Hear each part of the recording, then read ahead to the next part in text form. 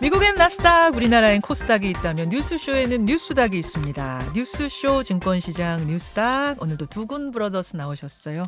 국민의힘 전 비전전략실장 김근식 교수, 민주연구원 부원장 현근택 변호사, 어서 오십시오. 안녕하세요. 네, 안녕하세요. 정말 눈썰미 좋은 분들이 계셔요. 지금 우리 청취자 꼬꼬닥스님이 네. 두 분 자리 바꾸셨네요. 야, 왼쪽 오른쪽 자리 바꾸신 네. 걸 딱 알아채시는데 왜 바꾸신 겁니까, 두 분? 제가 보기에는 김 교수님이 제 자리가 탐났나 봐요. 제 자리가 왜냐면 문에서도 가깝고 오기 편하거든요. 여기 좀 돌아와야 되잖아요. 제가 이 방송 끝나고 다시 보기를 꼭 보는데 네. 화면으로 저쪽 자리에 앉으면은 이 카메라가 약간 얼굴이 불구스름하게 나오더라고요. 아, 그래서 항상 어떤 분이 너 어제 또 술 먹었니 이렇게 해요. 근데 자꾸 오해를 받아가지고. 아, 그래가지고? 이쪽이 약간 그런 게 있어요. 교대로 좀 가끔씩 바꾸자고요. 지금 얼굴이 그 원래 붉어요. 원래 하얗고. 붉은 면이 있는데 네. 유독 그래서 피부 관리를 잘하면 돼요. 현 변호사는 괜찮게 나올 거예요. 나는 원래 피부가 좋아. 자, 이렇게 해가지고 이제 우근식, 좌근택 이렇게 지금 제대로 찾아갔네. 이렇게 자리하신 뉴스닥. 아, 오늘 본론 들어가기 전에요. 현근택 변호사님, 네. 하나만 좀 질문 드릴게요. 이낙연 전 대표 귀국한 지 한 열흘 지났는데 네. 아직 이재명 대표를 만나지 않고 있어서 다들 언제 만나는 거야? 이번 주에 만나? 이런 얘기들 많이 하더라고요. 네, 여의도에서는. 그렇죠. 네. 언제 만납니까, 두 분? 그거 저도 모르죠. 제가 만약에 뭐 이낙연 대표랑 가까운 사이거나 이러면 아, 이낙연 물어볼 대표 텐데. 맘이에요? 어쨌든 이재명 대표는 전화해서 만나자라고 얘기한 것 같고 주변에서 만나야 된다는데 결정권은 어쨌든 이낙연 총리한테 있는 거니까. 아. 근데 이분이 뭐 일단 5.18 갔다 광주 갔다 그 다음에는 이제 정해놨지 않습니까? 이제 문재인 대통령 만나러 양산 가실 테고 예. 그 다음에 이제 뭐 봉화마을 가시겠죠. 이제 그 다음 순서인 것 같은데 빨리 만나야죠. 언제 만날지는 저는 잘 모르겠습니다. 아, 열흘 지나도록 사실 만나려고 하면 그냥 만날 수 있는 건데 안 만나는 거라고 보세요? 글쎄 말이에요. 김근식 교수님 어떻게 보세요? 그러니까 정치인들의 만남이 항상 이렇게 언론에서는 이제 정치적 의미를 가지고 해석이 되는데 사실 만나는 건 별일 아닐 수도 있잖아요. 네. 저랑 현 변호사랑 네. 이렇게 싸우다가도 또 자주 만날 수도 있고 이렇게 하는 건데 예. 정말 그 이낙연 대표와 이 이재명 대표의 만남은 서로 누가 먼저 손을 내미느냐의 문제가 아니라 예. 구조화된 당내의 어떤 이 갈등이 쉽게 상대방에게 손을 내밀기가 어려운 게 아닌가. 그러니까 지금 현 변호사 같은 경우도 지금 당장 지금 윤영찬 의원님 있는 지역구에 사무실 내셨잖아요.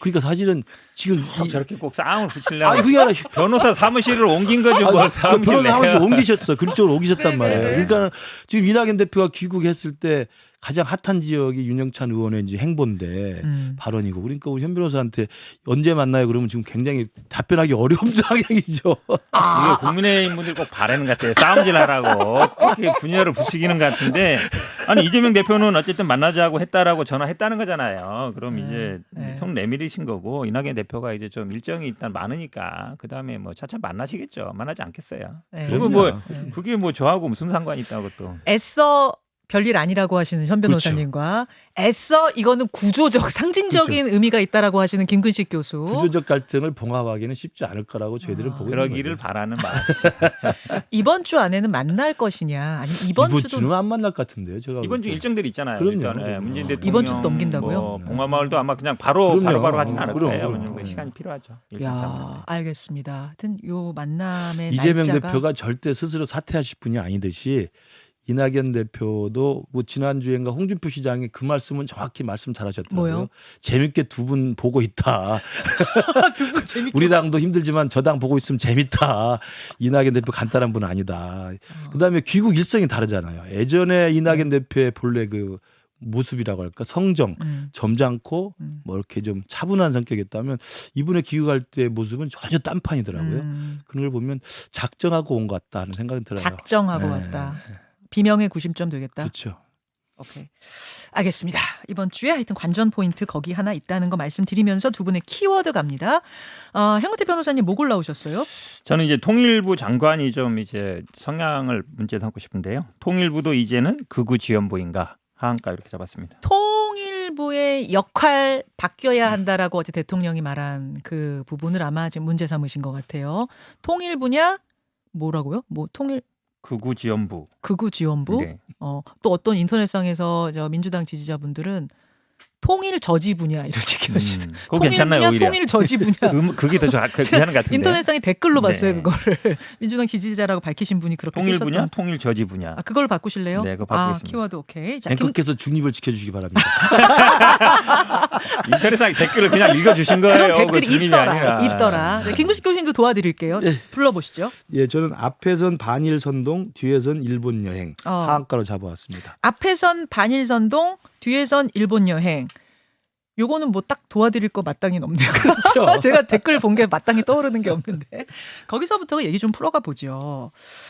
이게 지금 그러니까 후쿠시마 오염수 방류 계획 철회하라 촉구하던 그 본회의장에서 결의안을 통과시키던 그 본회의장에서 민주당 김영주 의원, 그렇죠. 국회 부의장이신데 김영주 부의장의 휴대폰 메시지 맞습니다. 이걸 문제 삼으신 거죠? 그러니까 지금 민주당이 하고 있는 거라고는 지금 후쿠시마 반대만 지금 전국적으로 돌아다니면서 하고 있잖아요. 지난 주말에도 서울에서 했고 앞으로도 뭐 충청, 호남 뭐 다 돌겠다는 것이고 지난 뭐까지는 또 뭐 각 바닷가 가가지고 또 하시고 그랬었는데 예. 그렇게 일관되게 당의 한 목소리로 지금 뭐 동원령까지 내려가지고 각 지역위원회별로 깃발로 모여라 당에 보고하라 이렇게 하고 있는데 예. 정작 그 중에 한 분이신 부의장을 하고 계시는 의원님께서는 그 주탄 결의안이 채택된 그 본회의장에서 삿포로 홋카이도 일본 여행 계획을 문자를 보냈으니 우리가 볼 때는 저는 충분히 터질 게 터졌다 생각을 했어요. 지금 그 집회에 참석해서 후쿠시마 반대라고 외치는 민주당 의원들 부차도 이게 별로 문제가 아니라는 걸 알고 있다는 거예요. 이건 정말 내가 그냥 정치적으로 하라고 그러니까 하는 거고 네. 그리고 이게 지금 민주당 내부의 갈등이라든지 민주당 내부 여러 가지 돈봉투 뭐 사법 리스크 이런 것들을 잠재우기 위한 그나마 그 건질만한 정치적인 고삐니까 하나 갖고 있는 것이지 실제로는 그렇게 심각하지 않다는 걸 저는 다 알고 있다고 생각합니다. 지금 저희가 그 사진을 좀 보여드리고 있는데요. 저게 이제 김영주 부의장의 휴대폰. 본회의장에서 휴대폰이 포착된 겁니다. 좀 읽어보자면 일본 홋카이도의 어느 지역이 한국인이 별로 없이 골프 칠 수 있다. 맛집과 쇼핑 등을 최대한으로 끌어올려서 진행시켜 드릴 수 있게 하겠다. 뭐 이런 내용을 저희 여행사에서 보낸 건가요? 그럼 김영주 의원한테 누가 보낸 거죠? 이런 곳 추천합니다. 뭐 이런 곳을 어떻게 하겠어요? 뭐 여행사 쪽하고 보낸 건지 주고받은 건지 뭐 보좌관하고 주고받은 건지 보좌관은 아닌 것 같습니다. 아닌 제가 것 같죠? 보기엔 뭐 여행 관련인 것 여행 같은데 관련인 것 아마 같죠? 7월 18일인 거 보면 이제 뭐 휴가 때라든지 아니면 예. 이제 이런 것 같은데 예. 뭐 사실은 우리가 뭐 일본 자체를 반대하는 건 아닙니다. 지금 일본의 지금 오염수 방류 정책을 반대하는 거기 때문에 뭐 여행 갈 수는 있는데 지금 말씀하신 것처럼 시기적으로 이게 하필이면 이제 결의안을 채택하는 날이었고 지금 굉장히 어쨌든 우리 당이 이게 집중하고 있는 상황이기 때문에 그것도 본회의장이죠, 장소도. 본회의장이고요. 그러니까 좀 시기상으로 좀 적절하지는 않은 것 같습니다만 그런데 지금 말씀처럼 이게 지금 뭐 민주당 의원들이 뭐 이거 어쩔 수 없이 끌려간다 이건 아니에요. 왜냐하면 대부분 여론조사 결과를 보더라도 대부분 이거에 반대한다는 여론이 우리 굉장히 높습니다. 오염수 방류. 그렇죠. 되게 맞고 일본에서도 사실 어찌 보면 이게 뭐 지금 뭐 그 지역이라든지 어민들은 반대하고 있지 않습니까? 지금 국민의힘에서 계속 뭐 괴담이라 그러지만 우리 네이처라든지 이런 학술지 뭐 전문가들도 보면 문제 있다라고 지적하는 지적들이 많이 나오고 있거든요. 그러고 보면 이걸 단순히 괴담이라 치부할 건 아닌데 이제 김영주 의원이 근데 그러면 요거에 대해서 좀 뭐 내가 그냥 계획했었다. 근데 확정된 건 아니다. 이 정도 말씀하셨는데 네. 뭐 좀 부적절하다든지 그런 언급은 좀 필요한 것 같아요. 당 입장에서는 이게 개인의 여행 가는 것까지 당에서 파악해가지고 뭐 보고하라든지 어떻게 할 수는 없거든요. 당 안에서도 상당히 지금 부글부글. 뭐 그 정도는 아닌데 약간 이게 좀 어찌 보면 이제 국민의힘이나 지금 여당에서 계속 얘기하다는 게 이제 내로남불 네. 예전에 이 얘기는 많이 하는 거거든요. 예, 예. 그런 프레임이 좀 갇힐 수 있는 부분이라서 그래도 조금 뭐 시기상 부적절한 거기 때문에 뭐 어쨌든 지금 말씀도 보면 이제 계획 짜는 중이다. 그리고 내가 누구 어디 스폰 받는 거 아니다 이렇게 얘기했는데 조금 더 적극적으로 얘기할 필요는 있지 않나로 보고 있습니다.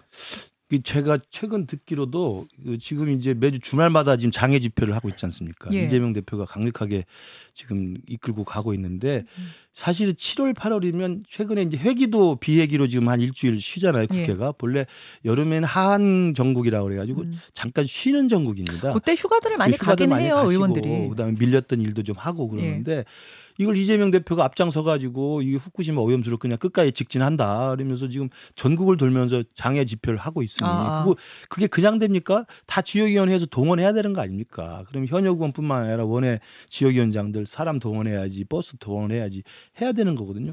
한여름에 이 폭염에 그다음에 장마철에 그러니까 사실은 말은 안 하지만 제가 듣기로도 네. 몇몇 지역위원장은 입이 툭 나와 있어요. 이게 사실 쉬운 게 아니거든요. 저희도 야당 때 해봐서 알아요. 자유한국당 때 황교안 대표 시절에요. 주말마다 광화문에 나와서 태극기 집회한다고 다들 입이 이만큼 나왔었어요. 결국 그때 그다음 총선 어떻게 됐습니까? 제가 볼 때 민주당 지금 다 그 길로 가고 있다 생각해요.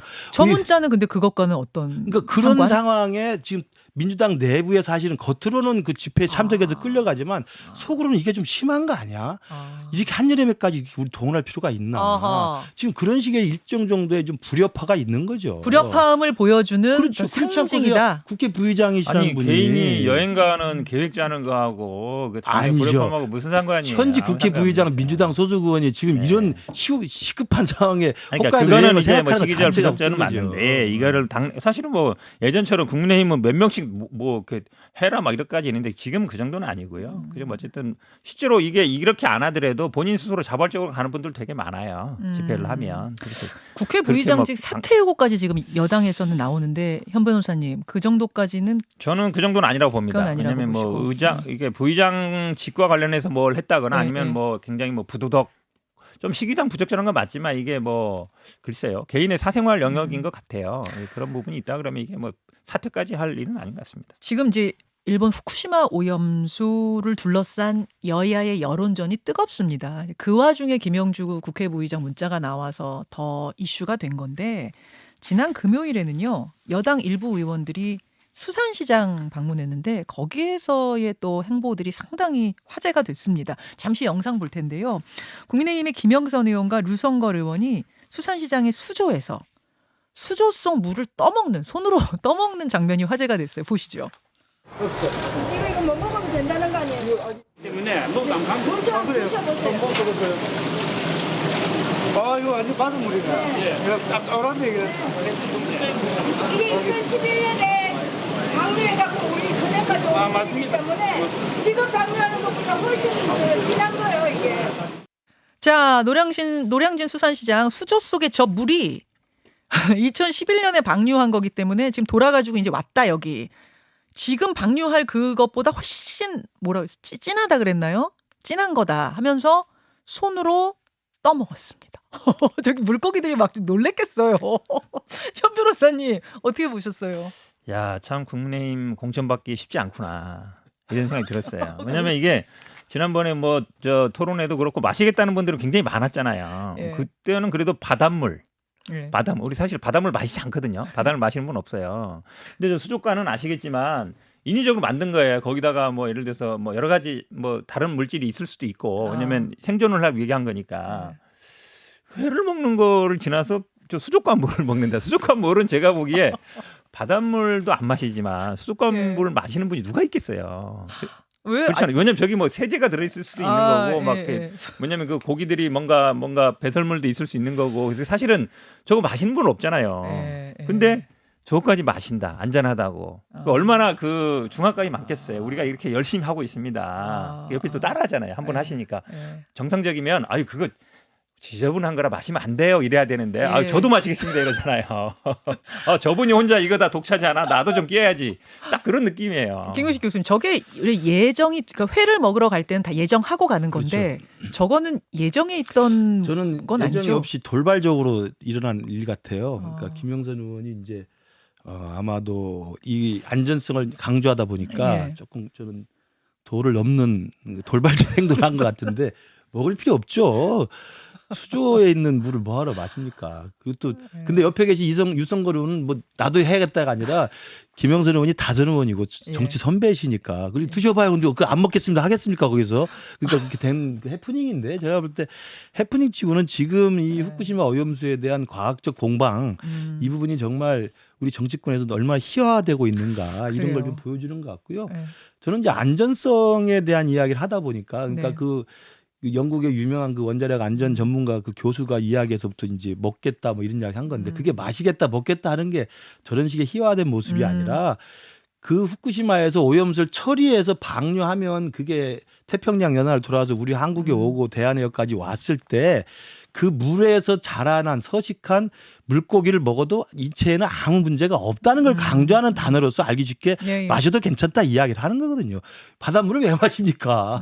바닷물 안에서 자라고 있는 그 해산물이 알겠습니다. 안전하다는 이야기를 하고 있는 지금 다시 거거든요. 이제 오염수 토론으로 가진 그렇지. 않을게요, 저희가. 네. 다만 오염수의 안전성에 대해 국민의힘 주장 지지하시는 분들도 저 수조속 물 떠먹는 장면은 그렇죠. 저건 동의하기 어려웠다. 네, 저건 좀 네. 기괴하다라는 이게 댓글들이 돌발적인 좀 돌출 행동 같아요. 네. 그러니까 저는 아마 들어오고 있다는 거. 유성걸 의원이 그걸 따라하는 게 더 같아요. 본능적으로 뭐가 있냐면 이렇게 예. 막 있는 거예요. 내가 마시겠다 막 이렇게 해야 이렇게 충성 경쟁하는 것 같은데 이분이 갑자기 돌발 행동을 한 거잖아요. 앞에 말씀처럼. 김영선 의원. 왜 그러십니까? 그거 마시면 안 되는 게 아니라 저도 마셔볼게요. 저도 마셔가 아니라 한번 드셔보세요. 그러니까 그냥 먹은 거예요. 그만큼 어찌 보면 이제 먹으라는데 어떻게 마셔야만이 이제 충성 로열티가 입증되는 그런 상황이 되니까 네. 저렇게 하는 거잖아요. 알겠습니다. 참 기괴하죠. 어쨌든 알겠습니다. 현 변호사님도 네. 저 네. 부분에서 생각나니까 수산시장 가서 회 좀 드세요. 아이고 회 먹을 수 있죠. 회 드시더라도 수돗물은 그러네. 드시지 마십시오. 예, 그거는 어민들한테도 저 횟집 주인분들한테 도움되는 일은 아니니까. 예. 자, 뉴스닥 함께하고 있습니다. 현근태 변호사 키워드로 가겠습니다. 통일부 이젠 통일 저지 분야 이걸 골라오셨어요. 어제 대통령의 발언 어떻게 생각하시는 건가요? 바꿨어요. 약간 통일 분야, 통일 저지 분야로 바꾸셨어요. 바꿨는데 예. 결국은 이제 통일이라는 게 아시겠지만 우리 헌법 전문에도 있고 그다음에 뭐 헌법 4조에도 이제 평화적 통일이라는 게 쭉 나옵니다. 그리고 대통령 선서에도 나오고 대통령의 의무에도 나와요. 평화 통일을 지향한다. 그게 왜냐하면 우리 헌법의 기본 정신은 평화적 통일을 지향하는 걸 기본적으로 쭉 알고 있습니다. 그리고 통일부의 역할이 우리 정부 조직부에도 보면 통일 지향하는 평화 통일을 위해서 뭐 정책을 수립하고 대화를 하고 이런 걸로 돼 있거든요. 그런데 지금 최근에 이제 윤석열 대통령이 지금 뭐 문재인 전 정부를 통해서 예를 들어서 지금 정전협정 이런 얘기도 보면은 뭐 반국가 단체라고 얘기하고 있거든요. 그러니까 북한과의 뭐 대화 통일 협상 이런 것보다는 북한을 어찌 보면 이제 뭐 민주당도 반국가 단체라고 볼 판인데 북한은 뭐 말할 필요가 없는 거죠. 완전히 쓸어버려야 되는 대상인 건데. 쓸어버려야 된다. 그렇죠. 근데 지금 통일부 장관으로 임명된 분이 보면 예. 뭐 김정은 정권은 타도 대상이다. 6.15 선언 같은 경우도 문제가 있다. 네. 잘못된 거다. 이렇게 얘기하고 있잖아요. 그러면 기본적으로 통일부 역할을 완전히 바꾸겠다는 거예요. 기본적으로 통일부는 그래도 그동안 뭐 국방부라든지 뭐 이런 데서는 좀 세게 얘기하더라도 통일부는 그래도 뭐 여지를 남겨놓고 대화를 해야 된다. 왜냐하면 이산가족 문제도 있는 거고 여러 교류 문제가 있는 거거든요. 이런 거 역할을 해왔는데 그게 좀 이제 한마디로 얘기하면 북한 지원부다. 이렇게 지원을 얘기한다 그러면 우리 뭐 김 교수님도 통일 전문가지만 남북 문제는 이렇게 대결을 뭐 70년 동안 해오지 않았습니까? 해결이 잘 안 돼요. 예. 예를 들어서 뭐 윤석열 대통령이 잘하시는 뭐 김정은을 체포하고 구속시키면 다 해결돼요, 사실은. 근데 그럴 수는 없잖아요. 가서 압수수색 할 수도 없고. 예. 안 되는 거예요. 안 되다 보니까 이게 오는 보비부 거거든요. 압수수색 뭐 이런. 그렇죠. 아니, 다른 거 없어요. 그냥 구속영장 발부해가지고 압수해서 구속시키면은 해결돼요. 근데 그렇게 안 되는 거잖아요. 예. 저는 이제 그 어제 대통령이 이야기한 내용에 대해서 이제 그 민주당 시각에서는 이게 뭐 굉장히 강경한 대북 정책으로 가는 게 아니냐라고 이제 우려하는 것 같은데 우려는 할 수 있다고 봅니다. 왜냐하면 그 정권의 성격에 따라서 대북 정책의 기조가 약간의 온도 차이가 있는 거예요. 그건 당연한 거 아닙니까? 그래서 정권이 바뀌는 거 아니겠어요? 그러니까 대통령이 문재인 정부에서 윤석열 정부 정권 교체가 됐다는 것은 네. 가장 크게 차이 나는 게 대북 정책의 차이를 보여주는 겁니다. 그렇기 때문에 지난 문재인 정부 때 세 차례 남북 정상회담, 두 차례 북미 정상회담, 대북 지원, 뭐 대북 화해 협력, 심지어는 우리 공무원이 죽어도 불에 타 죽어도 북에다가 아무 말도 하지 않는 이런 식의 노선을 대북 노선을 했다고 한다면 지금 윤석열 정부에서 그건 아니다. 이제는 그 정책은 이제 끝났다, 실패했다라고 보기 때문에 새롭게 통일부의 어떤 노선을 정하겠다는 의미로 이렇게 이야기를 하고 있는 거기 때문에 그 말씀을 이해를 해주시기 바라고, 두 번째로는 민주당 시각에서는 이게 굉장히 위험하다고 생각하지만 보수 진영에 있는 분들이나 많은 국민들은 이제 통일이라는 게 북한의 김정은 체제의 존재를 전제한 상태에서 공존만을 이야기해서는 안 된다. 공존이 중요한 단계이긴 하지만 통일은 공존 그 다음 아닙니까? 공존 너머의 통일이 있는데 공존 너머의 통일이라는 본질은 아까 헌법 이야기하셨지만 헌법은 평화통일이라고 쓰지 않고요. 자유민주적 기본질서에 입각한 평화통일 정책을 추진한다 이렇게 돼 있어요. 헌법에. 그러니까 자유민주적 기본질서에 입각한 평화통일이라는 것은 평화의 중요성과 함께 우리 체제로의 통일이라는 것을 전제하고 있는 게 헌법 정신입니다. 바로 이 부분. 그러니까 그전에 문재인 정부는 진보 진영이니까 공존 그다음에 평화 이것들에 대한 노선을 계속 추구했지만 그게 네. 지난 5년간 실패로 끝났다고 한다면 윤석열 정부는 자유민주적 기본질서에 입각한 평화통일이라고 해서 앞부분에 방점을 찍는 통일부 역할을 주문하는 겁니다. 그렇게 이해를 해줘야지 정권교체의 의미가 제가 있는 거죠. 헌법 얘기하니까 말씀하시는데 그러니까 헌법 전문에는 그냥 평화적 통일이라고 나와요. 4조에는 자유민주적 기본질서 나오는데 66조에는 이렇게 나옵니다. 대통령은 조국의 평화적 통일을 위한 성실한 의무를 진다. 이렇게만 나와요. 그러니까 자유민주적 기본질서는 하나 나온 거. 취임 선서에도 그냥 국가를 보위하며 조국의 평화적 통일을 한다 이렇게 나옵니다. 4조에 있는 자유민주적 그러니까 기본질서가 하나 전제로 하고 있는 거예요. 전제로. 기본적으로 아까 나 정부조직법도 얘기했는데 이렇게 돼 있어요. 통일부 장관은 통일 및 남북 대화, 교류, 협력에 관한 정책 수립, 통일 교육 그 밖에 통일에 관한 사무를 관장한다. 이렇게 돼 있어요. 기본적으로 그러니까. 교류라든지 협력이라든지 남북 대화 이게 돼 있단 말이에요. 기본적으로. 통일부 역할이라는 게요. 잘 네. 생각해 보세요. 70년대 통일부가 처음 개청한 이후로 시대별로 통일부 역할이 달라집니다. 냉전 시대가 있었고 탈냉전 시대가 있었고 지금은 신냉전 시대, 재냉전 시대라고 이야기하잖아요. 그러면 지금 민주당이 이야기하는 건 탈냉전 시대의 통일부는 그런 역할이 필요했죠.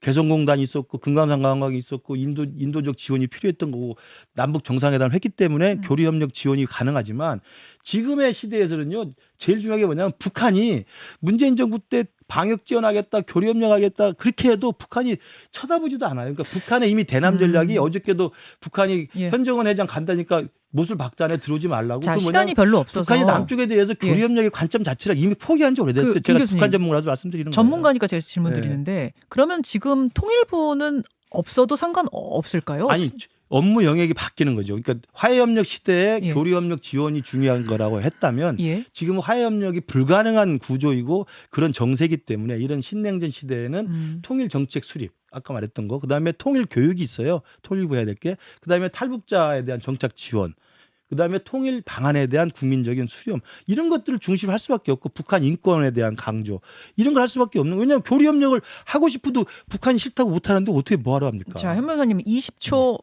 드리겠습니다. 이 부분에 대한 답변.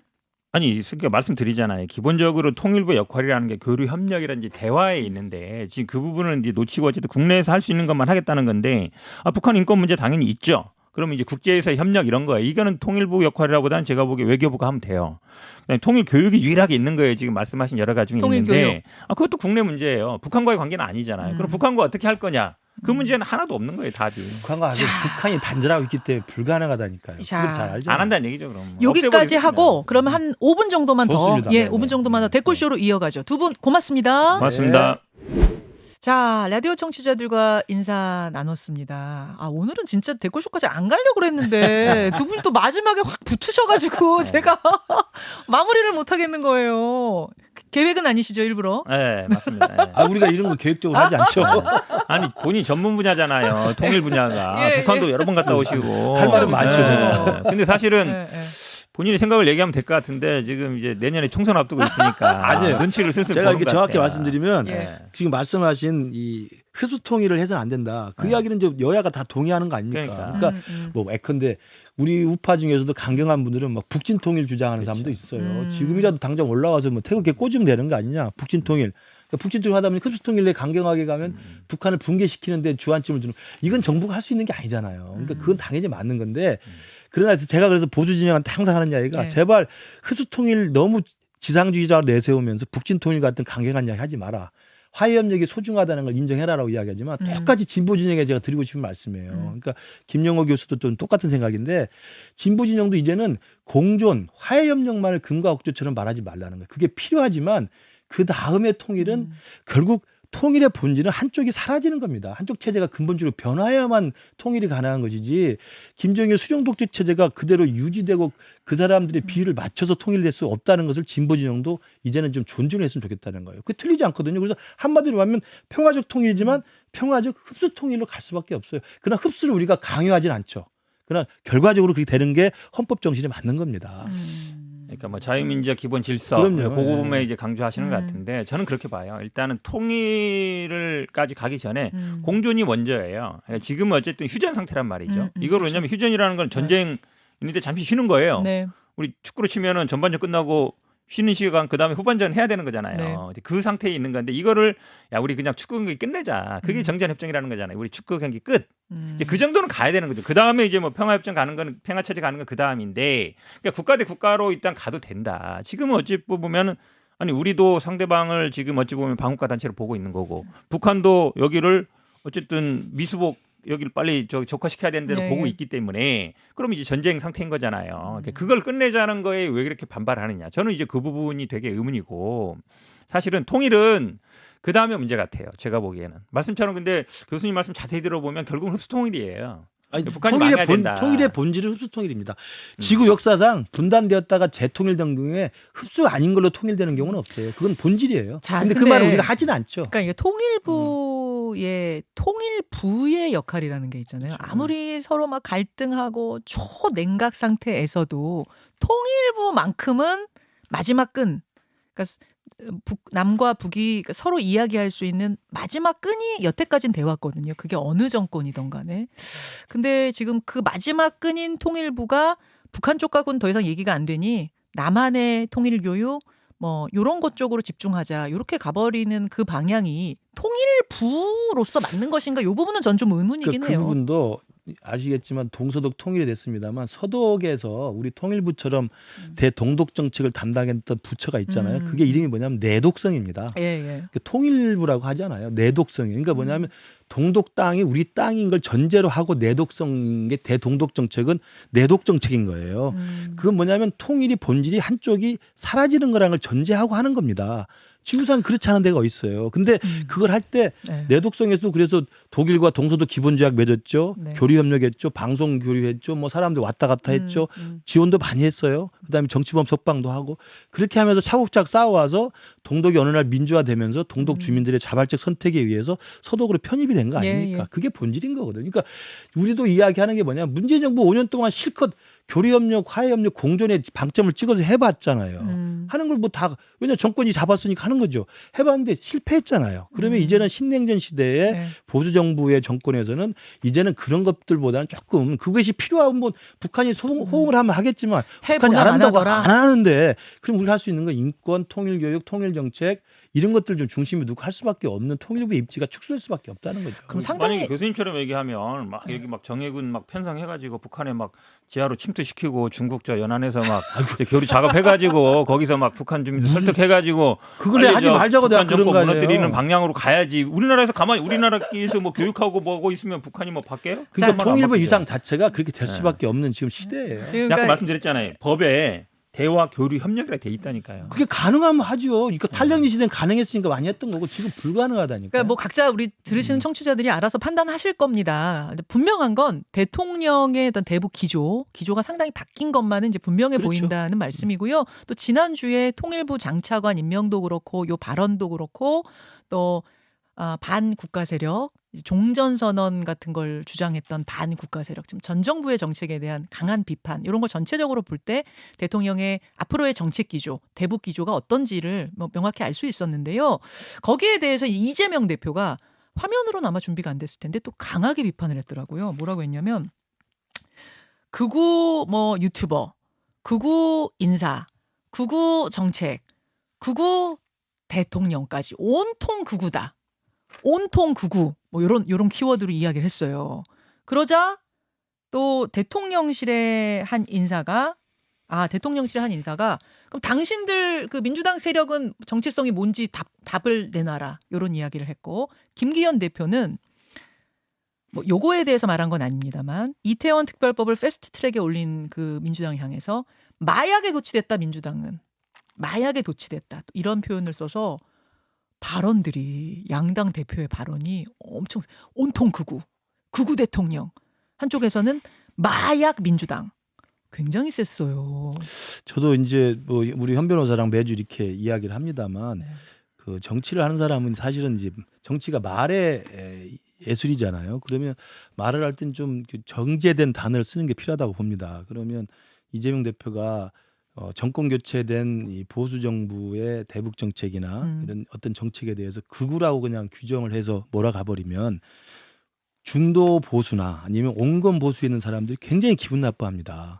그러니까 그 부분은 좀 정제돼서 썼으면 좋겠고 똑같은 내용으로 김기현 대표가 현장에서 뭐 기자들 질문에 답변하는 과정에 나왔습니다만 마약에 취한 상태라고 이야기하는 것도 아까 우리가 마약 장면 봤습니다만 봐요. 그건 또 너무 과한 표현이거든요. 그러니까 현근택 변호사는 가끔 과도한 표현을 합니다만 저는 과도한 표현을 안 하잖아요. 그러니까 품격 있는 현 변호사님 디스를 하세요. 가만히 품격 있는 우리가 정제된 단어를 쓰는 뭐 이제 품격 없는 사람이라고 얘기하는 아니 것 같은데 가끔 그런다고요. 가끔. 그러니까 우리 둘이 할 때는 안 그래요. 네, 그런데 저는 지금 우리 정치판이 좀 지나치게 이 양극화돼 가지고 진영 논리에서 포획당해서 너무나 많이 이렇게 말을 좀 심하게 하는 것 같아요. 좀 우리 스스로 좀 반성해야 될 문제가 지난주에 또 생각합니다. 윤영수 이게 전형적으로 이제 김 교수님이 이제 물타기 양비론으로 가시는데 왜냐하면 이 극우 유튜버에 지금 포획돼 있다라는 얘기는 민주당에서만 하는 게 아니라 언론에서도 다 그렇게 얘기하고 있어요. 특히 지금 김채환 국가공무원 인재개발원장 같은 경우에는 뭐 문재인 대통령이 생체 실험했다.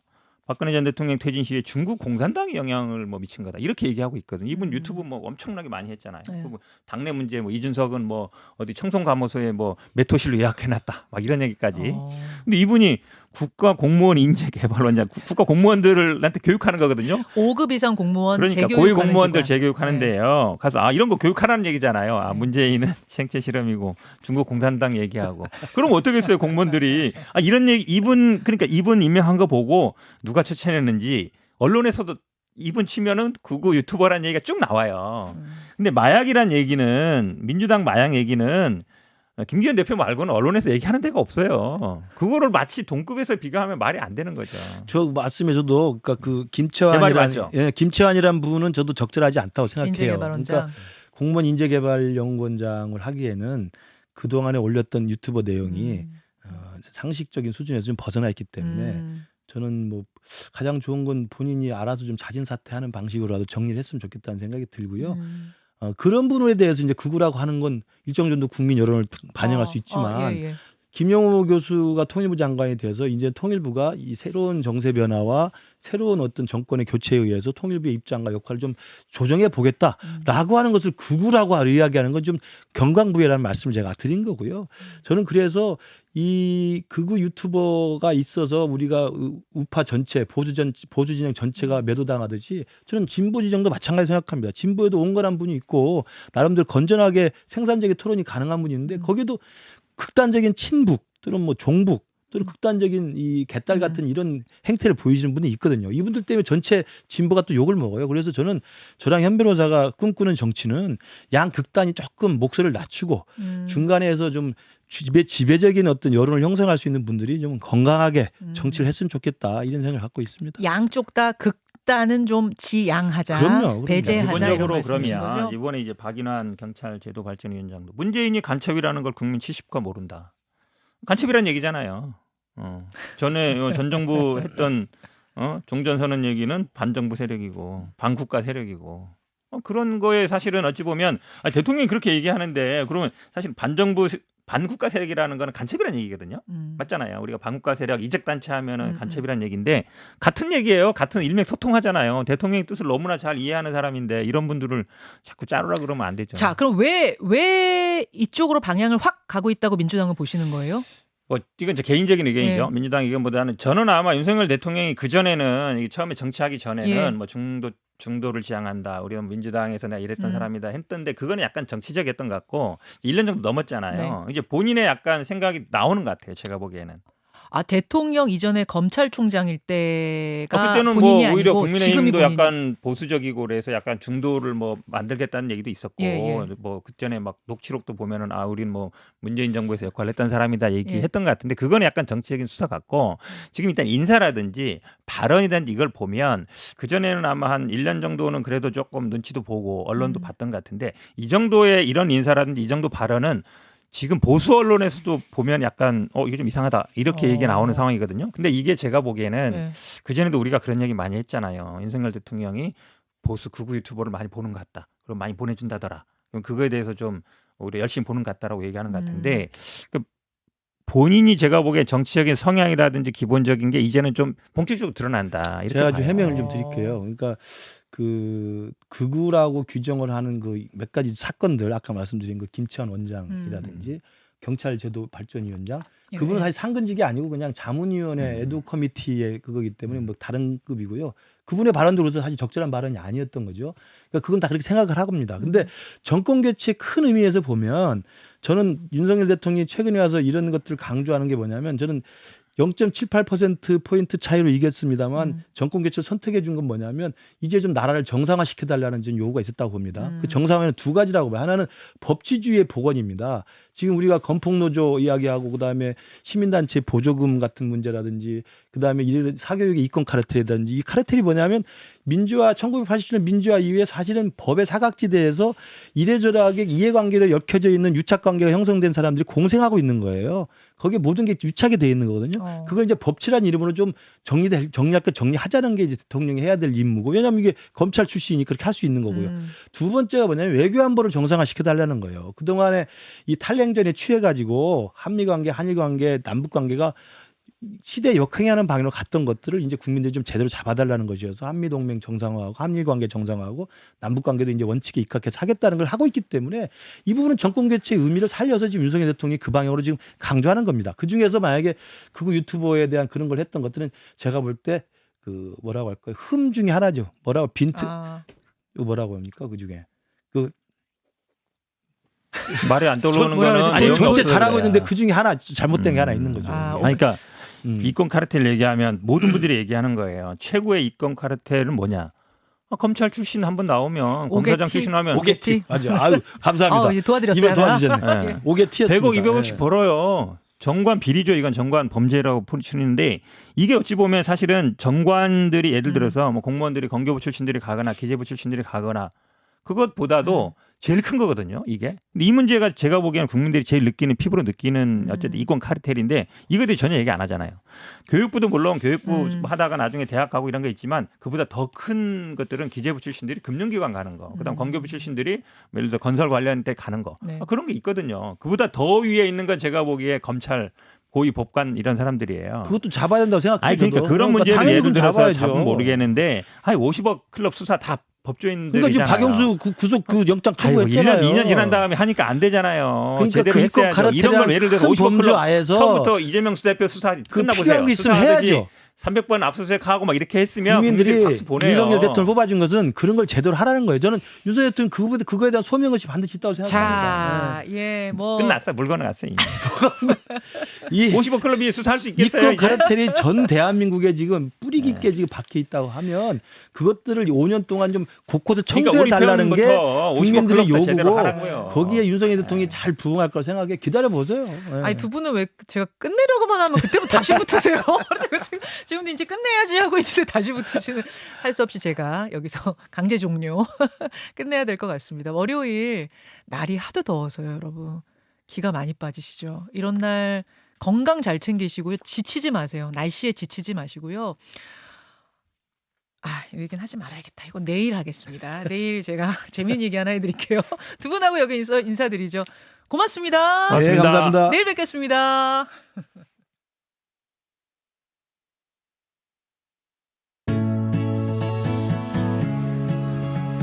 김현정의 뉴스쇼는 시청자 여러분의 참여를 기다립니다. 구독과 좋아요, 댓글 잊지 않으셨죠?